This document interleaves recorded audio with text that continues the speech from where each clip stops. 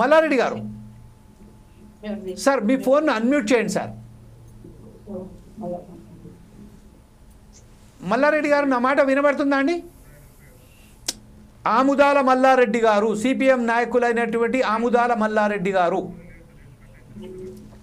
నమస్తే అండి.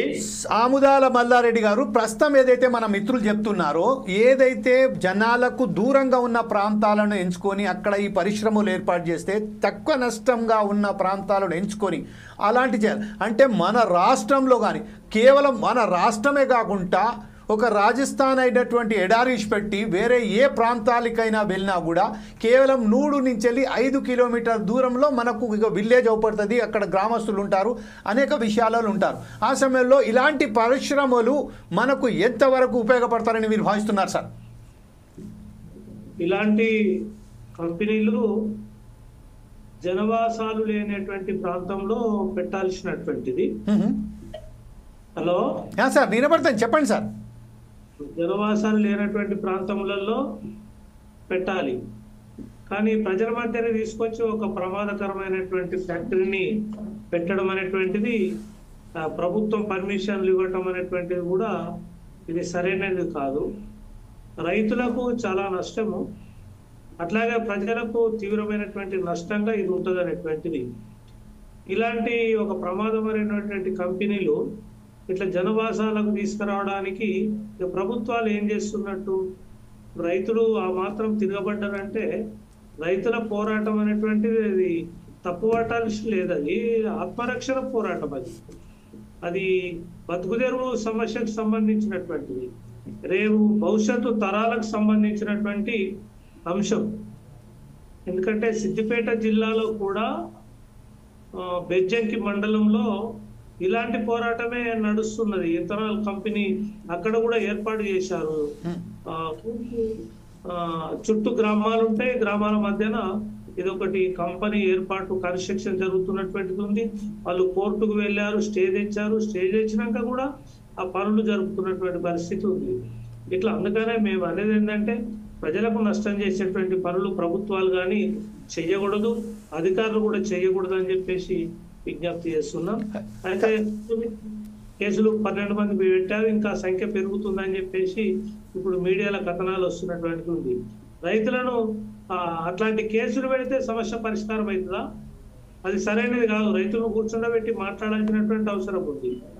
అట్లనే ఏ కంపెనీకి పర్మిషన్ ఇచ్చినారో ఈ రియాక్షన్ చూసిన కంపెనీకి సంబంధించినటువంటి అనుమతులన్నిటి కూడా రద్దు చేయాల్సినటువంటి అవసరం ఉంది.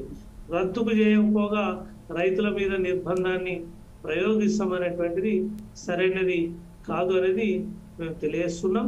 అట్లనే కంపెనీలు ఏవైతున్నాయో ఇప్పటికైనా ఈ రెండే ఉన్నాయి. ఇప్పుడు ధన్వాడలో ఒకటైతే బెజ్జంకి మండలంలో, సిద్దిపేట జిల్లా బెజ్జంకి మండలంలో కూడా ఇట్లాంటిది జరుగుతున్నటువంటిది ఉన్నది. ఈ రెండింటిని కూడా రద్దు చేయాలని చెప్పేసి మేము సిపిఎం పార్టీ తరఫున. విషయం ఏంటంటే, ఇప్పుడు కేంద్ర ప్రభుత్వం ఏదైతే మనకు ఒకసారి చూసుకున్నట్టయితేగా 1083 crores లీటర్స్ మనకు అవసరం ఉన్నది. దాంట్లో 43 కోట్ల లీటర్లు ఏదైతే మన రాష్ట్రానికి సంబంధించిన ఉత్పత్తి చేయాలని సబ్సిడీ కూడా ప్రకటించడం జరిగింది. దాని తర్వాత 5256 కిలోలీటర్ల రోజుకు వారీగా ఉత్పత్తి చేయాలని వారికి సబ్సిడీ కూడా కేంద్ర ప్రభుత్వం ఇచ్చిందండి. ఈ విషయంలో 190 కోట్ల రూపాయలతోని, అంటే 31 కంపెనీలు దాన్ని దరఖాస్తు చేయగా 28 కంపెనీలకు అనుమతి పొందింది. అయిపోయిందో కేంద్ర ప్రభుత్వం ఎప్పుడైతే రాష్ట్ర ప్రభుత్వం ఒక అనుమతి ఇచ్చిందో దానికి కేంద్ర ప్రభుత్వం అనుసంధానంగానే కేంద్ర ప్రభుత్వం ఇచ్చిన ఏదైతే ఆదేశాల మేరకే రాష్ట్ర ప్రభుత్వాలు నడుస్తున్నట్టుగా ఇప్పుడు మనం చూసుకోవచ్చు. ఈ నేపథ్యంలో ఇప్పుడు ఉన్న ఈ 28 కంపెనీలకు సంబంధించి మనం అది నిర్మల్ జిల్లాకు సంబంధించిన ఎంతకుముందు కానీ మనం ఆ కంపెనీకి కావచ్చు, ఇప్పుడు మీరు చెప్పినట్టుగా బెజ్జంకి కావచ్చు, లేకపోతే ధనవాడ కావచ్చు, లేకపోతే ఇంకా లగచర్లలో కూడా ఫార్మాస్యూటికల్ కంపెనీస్ కావచ్చు. అలాంటి కంపెనీలు ఒకవేళ కనుక ఈ హానికరమైన కంపెనీ కాకుండా ఎలాంటి కంపెనీలు రావాలని మీరు కోరుకుంటున్నారు సార్? ఈ హానికరమైనటువంటి కంపెనీలు పెట్టేటప్పుడు నివాసాలకు దూరంగా పర్మిషన్స్ ఇవ్వాల్సినటువంటిది ఉంటుంది. గుట్టలు ఉంటాయి, చెట్లు ఉంటాయి, అడవి ఉంటుంది, ప్రభుత్వ భూమి ఉంటుంది. అట్లాంటి ప్రదేశాలు గ్రామానికి 10 కిలోమీటర్ల దూరంలో ఇది ఉండేటట్టుగా చూసుకోవాల్సినటువంటి అవసరం ఉంది. ఎంత ప్రమాదం అంటే మేము పర్యటన కూడా చేశాము. వీళ్ళు ఏం చేశారంటే 80 ఎకరాలు తీసుకొని అందులో ఒక 100 బోర్లు వేశారు. ఈ ఏదైతే చెడు పదార్థం వస్తుందో ఈ చెడు పదార్థాన్ని తీసి ఈ బోర్లలో నింపుతారు. ఈ బోర్లలో ఉన్నటువంటి నీళ్ళన్నిటిని కూడా అన్ని బోర్లకు సప్లై అయ్యేటువంటిది కూడా ఉంది. ఇట్లాంటి ఒక ప్రమాదకరమైనటువంటి పరిస్థితి కూడా ఈ కంపెనీల వాళ్ళు చేస్తున్నటువంటిది ఉంది. రాష్ట్ర ప్రభుత్వమైనా కేంద్ర ప్రభుత్వమైనా ఈ ప్రజలకు ఇబ్బంది కలిగించేటువంటి అనుమతులు ఇవ్వద్దని చెప్పేసి మేము విజ్ఞప్తి చేస్తున్నాం. ఇప్పుడు బయటకు కూడా కేంద్ర ప్రభుత్వం రాష్ట్ర ప్రభుత్వానికి వ్యత్యాసం ఉన్నట్టు పడనట్టుగానే మనకు అవుపడుతుంది. కానీ అనుమతులు ఇచ్చే కాడ వీళ్ళు ఐక్యంగానే ప్రజలకు నష్టం కలిగించేటువంటి అనుమతులు ఇస్తున్నారు. ఇప్పటికైనా రైతుల రియాక్షన్ చూసైనా ప్రభుత్వాలు కేంద్ర ప్రభుత్వం కానీ రాష్ట్ర ప్రభుత్వం కానీ సంబంధించినటువంటి రాష్ట్ర స్థాయి అధికారులు కానీ దీని మీద చర్చకు తీసుకోవాలి. రైతులను వేధించడం మానుకోవాలి. రైతుల మీద రద్దు చేయాలని రైట్. మల్లారెడ్డి గారు, ఒక విషయం మనం గమనించినట్లయితే గతంలో మనం వెస్ట్ బెంగాల్కు సంబంధించిన ఒక ఉదాహరణ తీసుకుంటే నందిగామ ప్రాంతంలో టాటా నానో కారుకు సంబంధించిన ఏదైతే కర్మాగారం నిర్మించడానికి గత ప్రభుత్వం అనుమతి ఇచ్చినప్పటికీ అక్కడ వందలాది వేలాది మంది అక్కడ నిరసన తెలపడంతో ఆ ఫ్యాక్టరీని తీసుకువెళ్ళి గుజరాత్లో నిర్మించుకున్నారు.